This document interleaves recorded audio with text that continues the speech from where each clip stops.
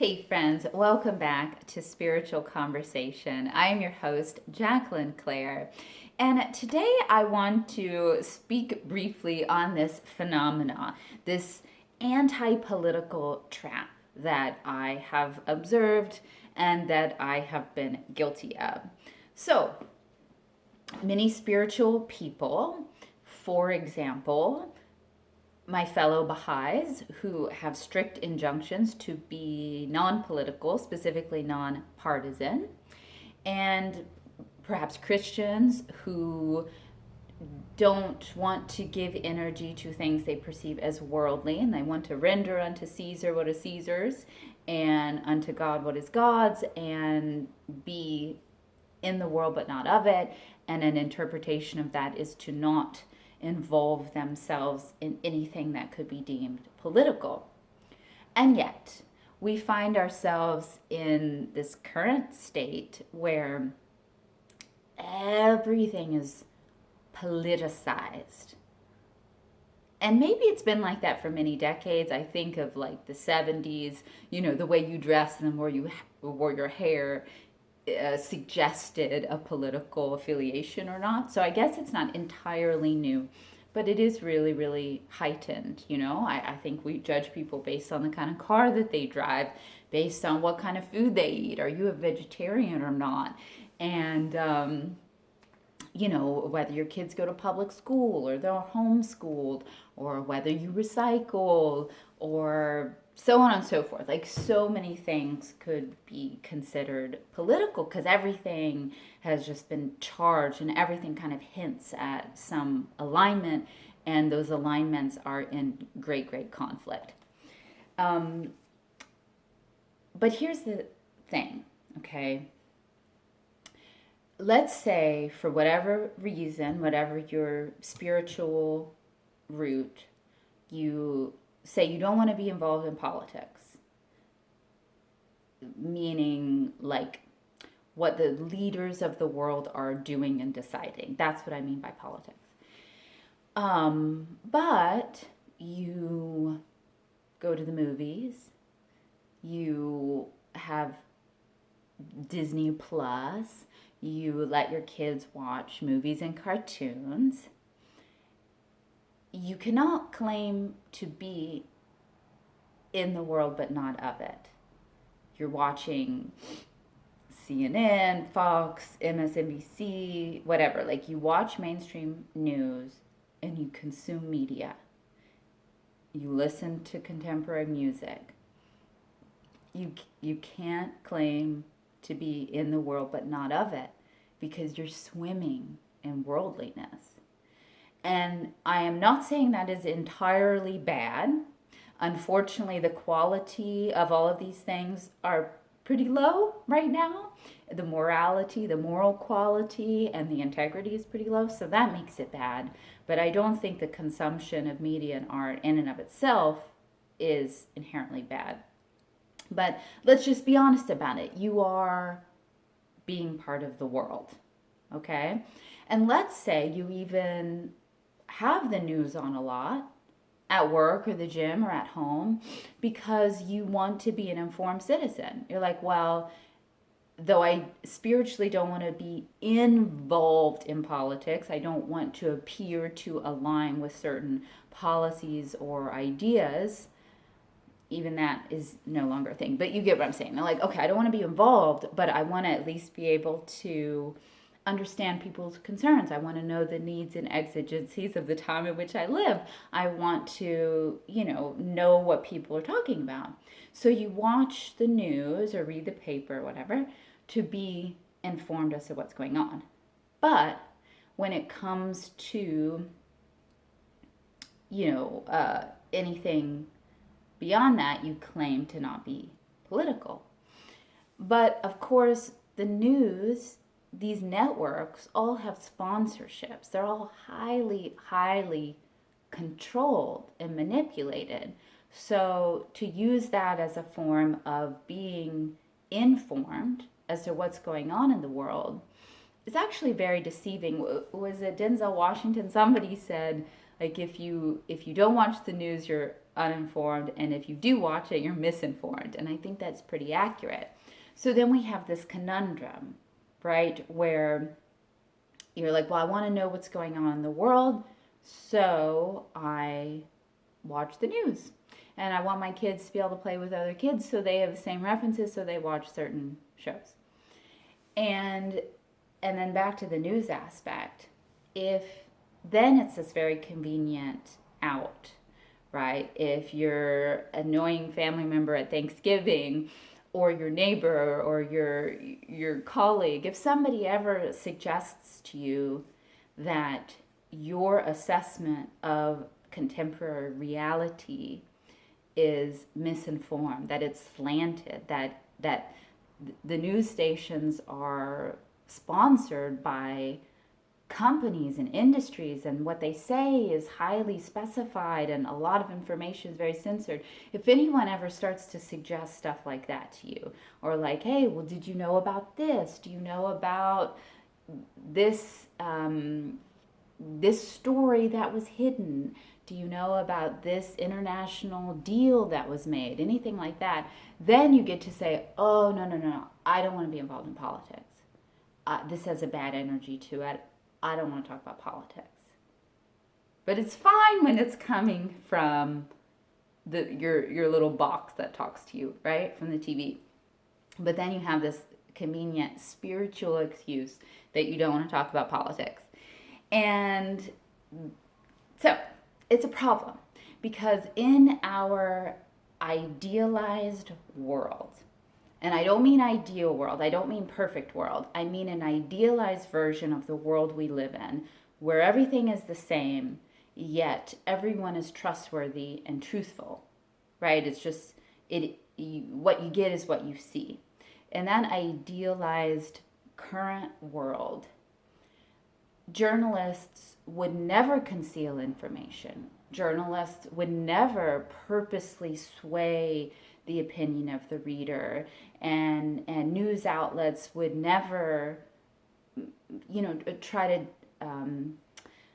deceive people or manipulate them into certain ideas or purchases or what have you. And those responsible for the media for our children would always have their upliftment and their elevation and their education in mind, and not the implanting of certain confusing ideas and that sort of thing. Like everything would be on the up and up in an idealized world that looked exactly like this world. But that's not the case. That is not the case. And I think you all know what I'm talking about. In different forms, different aspects, I think you have a sense of what I'm talking about, that our news and entertainment media is so saturated with what is called propaganda, but that word has been a little demeaned. Propaganda is also like church literature. It's anything that's meant to share with you a certain idea and convince you and inform you of a certain idea. So it's all sophisticated and somewhat mischievous in pushing certain ideas, not all of which are savory, many of which are, if they're not outright untrue, they're not the whole truth. But in this idealized world, none of that would happen, right? Everyone would be truthful, and we wouldn't be super greedy and all that stuff. But until people start to demand this sort of change, until people demand integrity and morality from their sources of information and from the art that their children consume and that they consume, it's not going to change. So there has to be an awareness and a demand from you, from the public, so that these things evolve and change. For example, we would still be using lead-based house paint if there hadn't been an uprising where people said, this is not good and we're not going to tolerate it, right? It didn't just fix on its own, because companies aren't going to change their practices for moral reasons, unfortunately, without the demand from the people. Okay, So we've identified this issue, this trap of the anti-political thing, and I've shown you why I think it's so important, because we need to have a world where truthfulness and integrity and wholesomeness is upheld and a priority, and especially when it's education of children or the information we're getting that is forming our worldview. So what do we do about it? And what do we do about it if we're busy people and we don't want to become pitchfork activists, and we also don't want to go down infinite rabbit holes of investigating? A couple of solutions or ideas, adjustments for you based on where you are.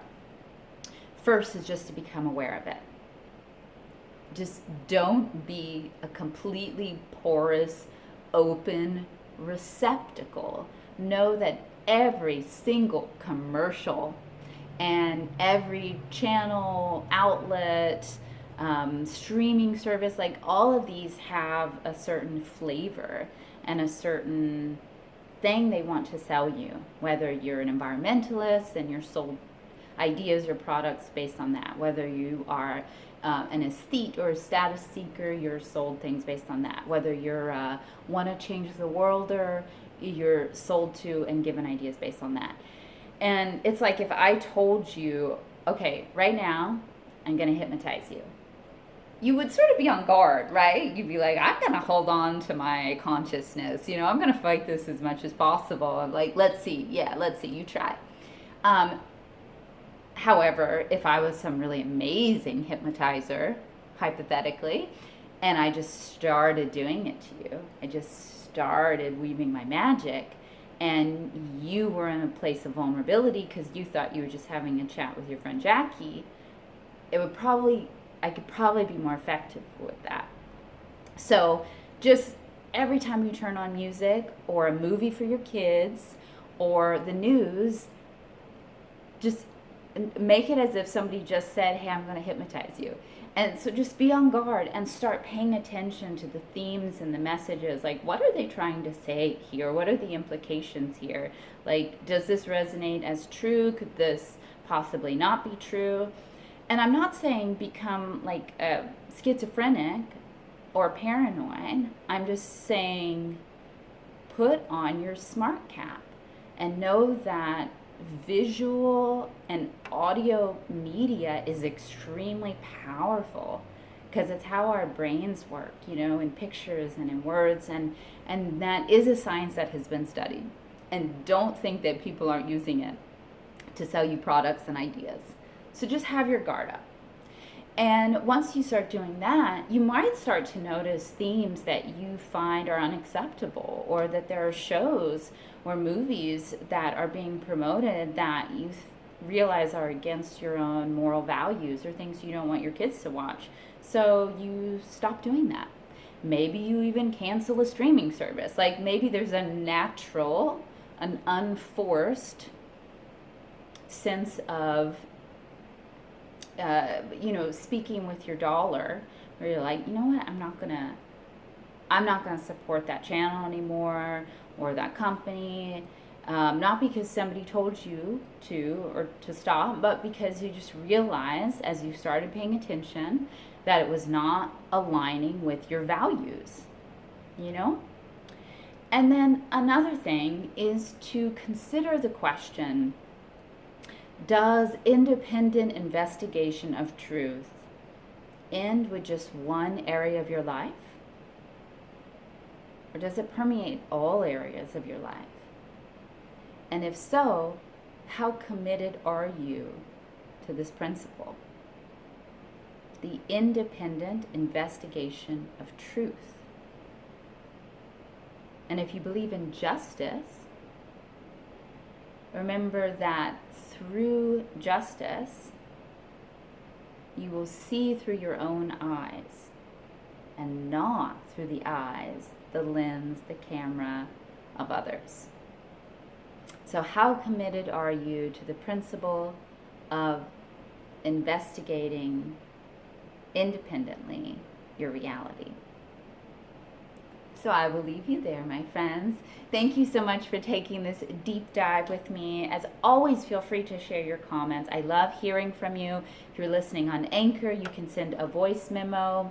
And of course, on YouTube, you can drop a comment. You can contact me at jacquelineclaireart.com/contact. Email me if you would like to be involved in some of the Zoom follow-up conversations to this podcast. It's called Spiritual Conversation Live, and they happen about once a month.